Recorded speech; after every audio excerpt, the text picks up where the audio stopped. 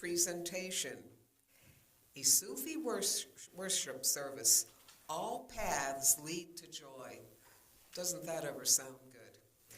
And some of you may remember Jemila Felisko from two other times when she's been here to educate us on Sufism. And Jemila is a Sufi Cherag, which I understand means teacher. And she will talk about universal worship and through the lens of various major faith traditions, many of which are represented in our lovely flags here on either wall. So take a look at some of these flags. We've got a Buddhist representation. Okay. Taoism, I believe, the I Ching, Hinduism, and then here on this wall we have the three great Abrahamic faiths represented. Okay, the symbol for Judaism, Christianity, and Islam. Also, Jemila for years has led the dances for universal peace once a month at the Unity Church in Holly Hill. And if you'd like more information about that, the good news is that she and Mike have time to stay after for question and answers, so that can be one of your questions.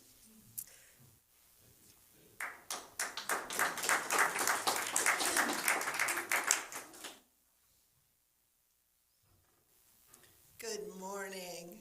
Good morning. When Laura asked me about Sufism, she asked if Sufism is part of Islam. And the answer is that in many parts of the country, especially the Middle East, it is. But the branch of Sufism that I belong to is a universal Sufism, and that song just fitted so perfectly. It's like it was written for it.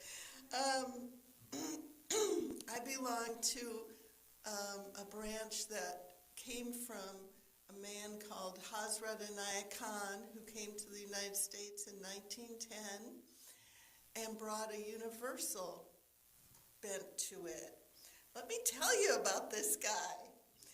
He was born in India in 1882 into a family of musicians. Music and mysticism, he says, were my heritage from both my paternal and maternal grandparents. He grew up in the household of his grandfather, who started a musical university that's still there today. So because of his position, the house always had people coming to it, not just of Muslim faith, but of other faiths too, to speak about the music and the mysticism.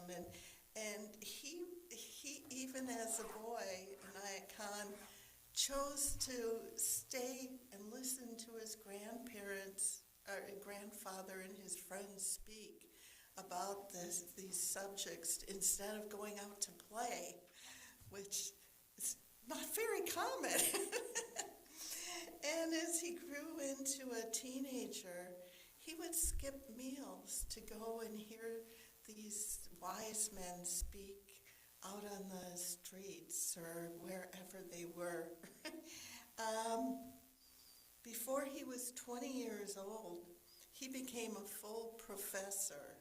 He played the veena and had a beautiful singing voice. And some of his fame spread across the land, and he was invited to come and play for princes and other high people in the land. However, it's not as a musician that he's remembered most today, but as a mystic and a Sufi teacher. In interest in Sufism led him to Ajmer, to the shrine of Khwaja Moinuddin Chishti. The calm and peace pervading in the shrine made him feel, even among the throng of pilgrims, like he was the only one there.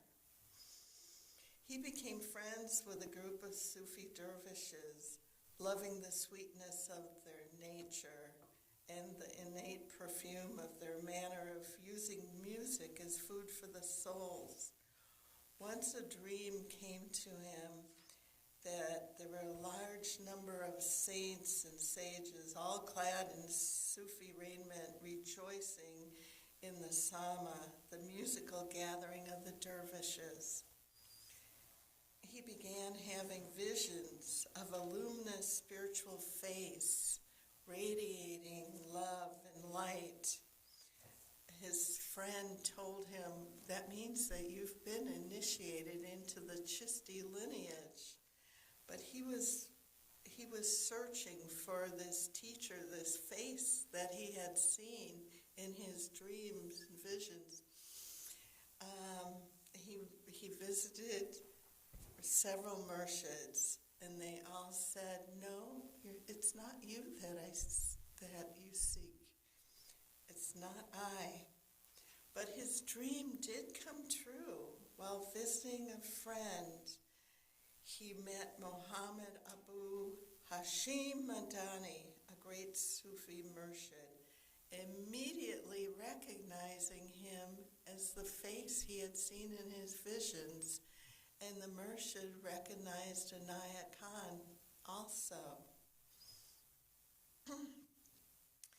He was initiated into the Chishti order, the Sufi school, which finds its greatest inspiration in music.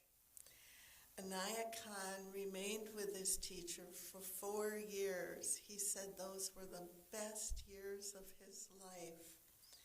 Before passing away, his teacher placed his hands on Anaya Khan in blessing and said, "Fare forth into the world, my child, Hazrat Anaya Khan, and harmonize the East and the West with the harmony of your music.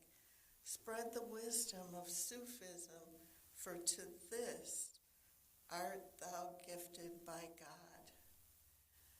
So he's in India, and he's been given this mission to go to the West. And it finally happened. A couple years later, he was given things aligned for him to go to the United States. And he traveled with 2 of his cousins and began giving concerts. The audience had never heard anything like this. They had no concept of what Indian music was. And I heard one story about him playing at Carnegie Hall. And in India, the musicians would tune their instruments, and they felt that as they were tuning the audience too. Well, in the United States, they didn't have a concept of this.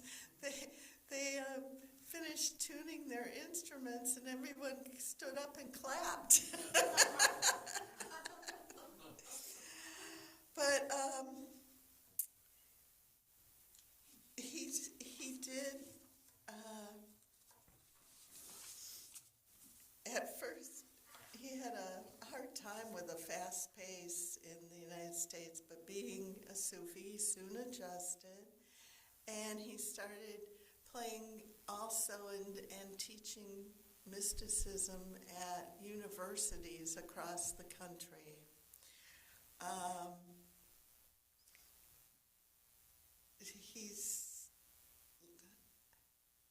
He was sought after as a speaker and a musician as it caught on and his audiences became receptive, and especially the mysticism, especially among college students and university faculty. He later left and went to England and other countries in Europe. Everywhere he found people profoundly moved by his spiritual teachings, many of whom asked for initiations. He made it quite clear he was not propagating a new religion, but bringing the eternal message of the essential divinity of humanity, a message of spiritual liberty, free of dogma and separatism. Eventually, he married Ora May Baker, and they settled in France, near Paris. He would hold a summer school there, and people would come from all over the world to go to his summer school and study with him.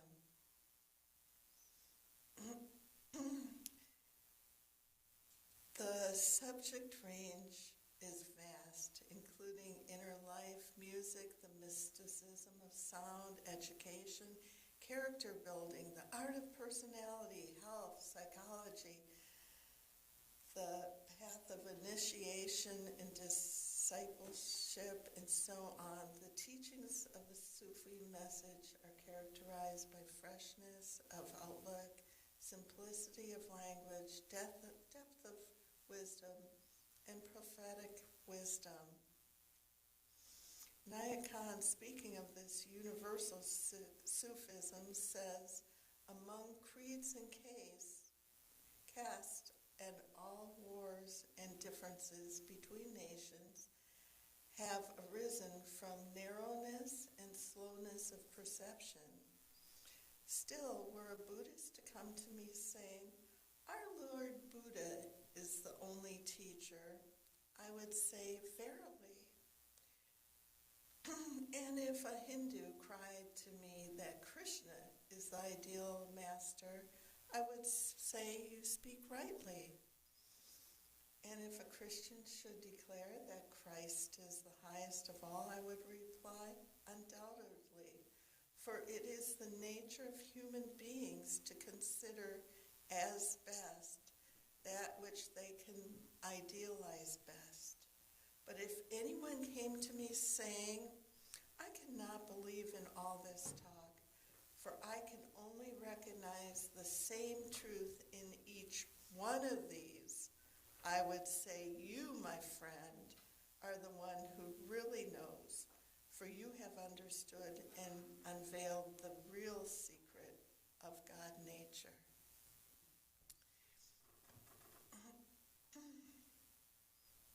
The Sufi, says Anaya Khan, sees the truth in every religion. If invited to offer prayers in a Christian church, the Sufi is ready to do so. The Sufi will also go to the synagogue and pray as the Jews do, will offer salat with Muslims, and in the Hindu temple worship the same God. Yet the Sufi's true temple, the true mosque, is the human heart. From it, in which the divine beloved lives. Sufism is a religion if one wants to learn religion from it. It's a philosophy if one wants to learn wisdom. It is mysticism if one wants to be guided by it in the unfoldment of the soul. And yet it is beyond all these things. It is the light of life, which is the sustenance of every soul. It is the message of love, harmony, and beauty. It is out of this knowing that he created the universal worship service that we've come to do today. I took a 2-year course 13 years ago, studying from a Sufi teacher on Zoom. And a lot of my coursework was exploring the different religions and writing papers on them. And when it came time for me to be ordained, she said, well, I hate to do that over Zoom.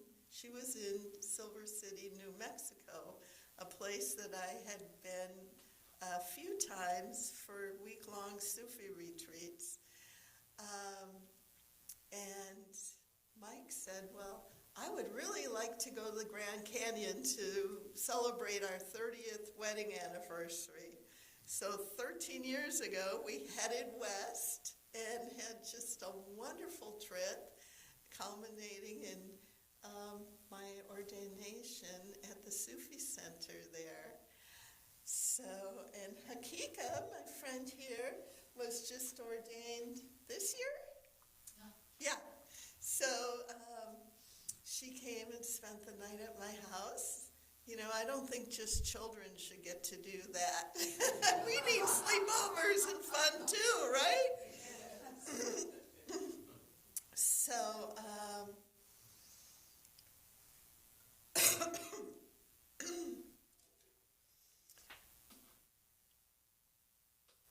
so there's common threads that run through all these diverse religions. In preparation for this, I looked for the common threads of joy. I feel like right now the world needs joy. The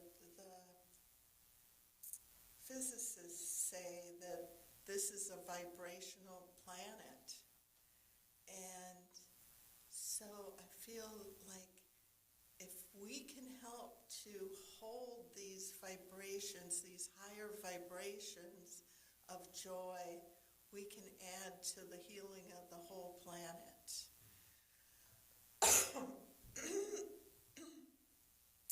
So, you know, we have to find things to do that are going to bring us joy. Listening to music is one of my favorites. Singing along with it, dancing, calling friends and sharing stories, sharing our joys, also sharing our hearts when they're not joyous, but helping to heal others' joy, others' sorrows. You know, finding things to make us laugh. Mike laughs at me all the time. Just ask him. Of course, I laugh at myself, too.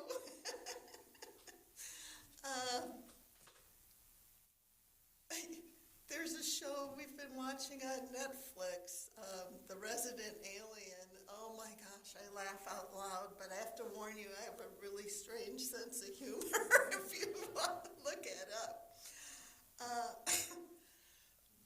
There's a book called The Book of Joy, and I just listened to it on audiobook from the library. It's about Archbishop Tutu and the Dalai Lama spending a week together to celebrate the Dalai Lama's birthday. And they allowed someone to come and film and write a book. And this man says they acted like a couple kids. They were always teasing each other. At one point, they were going to go give a talk, and the Dalai Lama pretended he was choking Tutu. And Tutu said, "Now, come on, we're supposed to be acting like holy men now."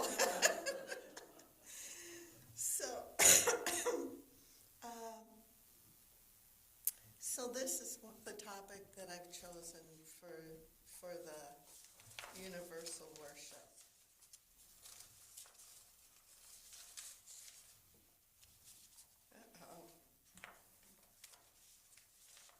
Here we go. So my friend Hakika is going to light a candle as we light one for each tradition. To the glory of the omnipresent God, we kindle the light symbolically representing the Hindu religion.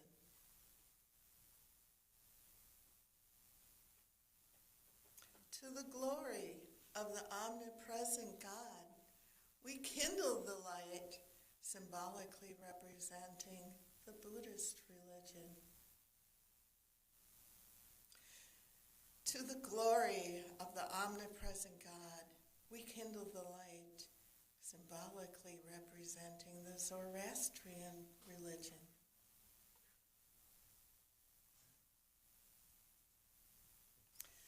To the glory of the omnipresent God, we kindle the light, symbolically representing the religion of Judaism.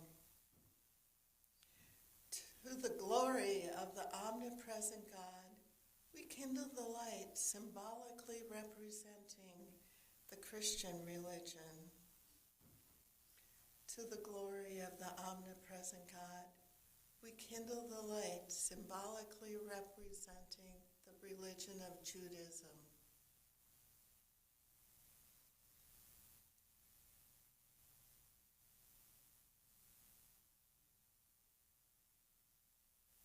To the glory of the omnipresent God, we kindle the light, symbolically representing all those, whether known or unknown to the world, have held aloft the light amidst the darkness of human ignorance.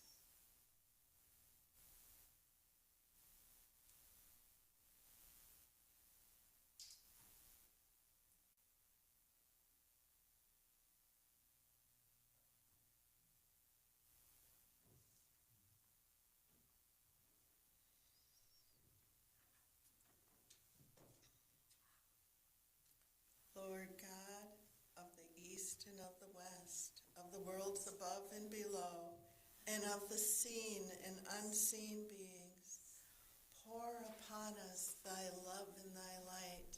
Give sustenance to our bodies, hearts, and souls. Use us for the purpose that thy wisdom chooses, and guide us on the path of thine own goodness. Draw us closer to thee every moment of our lives, until in us be reflected thy grace, thy glory, thy wisdom, thy joy, and thy peace. We'll offer readings from the world scriptures. We offer to the omniscient God our reverence, our homage, and our gratitude for the light of divine wisdom.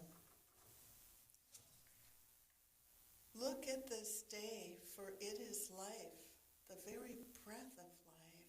In its brief course lie all the realities of your existence, the bliss of growth, the glory of action, the splendor of beauty. For yesterday is only a dream, and tomorrow is but a vision. But today, well lived, makes every yesterday a dream of happiness, and every tomorrow a vision of hope. Look well, therefore, unto this day.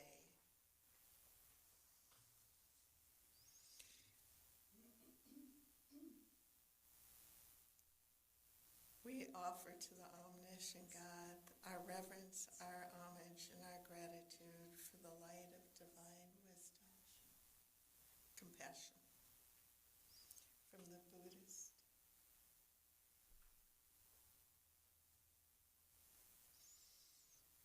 From the Zoroastrian.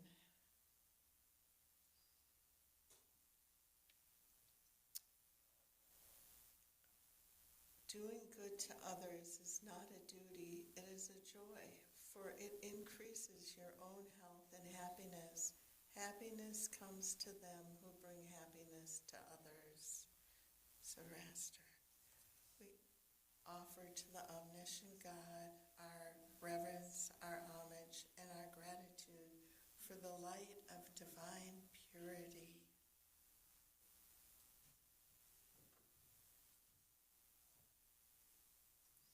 From Zoroastrianism, doing good works to others is not a duty, it is... Oh, from Judaism. See, I told you I laugh at myself a lot. Or he does. Both. Judaism. Light is sown for the righteousness and gladness for the upright in heart. Serve the Lord with gladness. Come before his presence with singing. We offer to our omniscient God our reverence, our homage, and our gratitude for the light of the divine covenant. From the Christian tradition, I have told you this so that my joy may be in you and that your joy may be complete. For the light of the divine self-sacrifice, we offer our omniscient God our reverence, our homage, and our gratitude. From Islam, try and make an effort every day to add a little bit more joy and drop more happiness in our life. Make a conscious choice for a joyful and happy life today. See all the beautiful things around you and feel the great amount of blessings Allah has bestowed for you. We offer to the omniscient God our reverence, our homage, and our gratitude for the light of divine unity.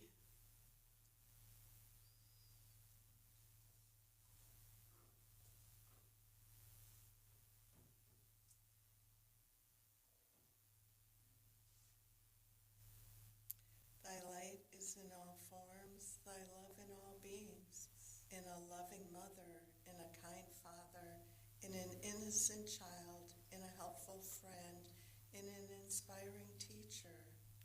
Allow us to recognize thee in all thy holy names and forms, as Rama, as Krishna, as Buddha.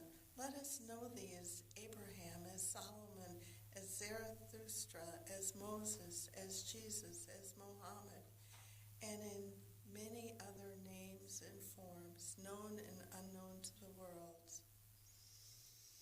May the message of God reach far and wide, illuminating and making the whole humanity as one single family in the parenthood of God.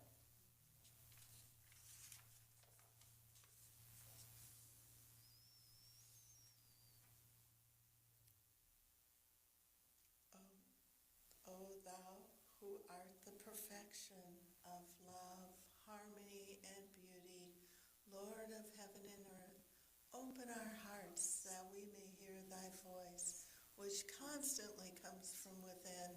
Disclose to us thy divine light, which is hidden in our souls, that we may know and understand life better. Most merciful and compassionate God, give us thy great goodness, teach us thy loving forgiveness, raise us above the distinctions and differences which divide. Send us the peace of thy divine Spirit, and unite us all in thy perfect being. Amen. May the blessings. Should we sing it? Sure.